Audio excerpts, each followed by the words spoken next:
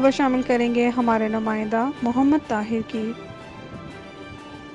Peshawar police ने सैलाब ज़दगान के खाने पीने की अशिया फराहम की। खैबर पख्तूनख्वा की पुलिस जहां पर अपनी बेपनाह कुर्बानियों के लिए मशहूर है, वहां पर हर किस्म की हादसाती हालात में आवाम के शाना बशाना खड़ी है। हालिया बारिशों में भी पेशावर पुलिस किसी से पीछे नहीं रही। पेशावर पुलिस ने न सिर्फ सैलाब ज़दगान को रेस्क्यू किया, बल्कि इनके खाने पीने के लिए इंतजामात भी खुद किए।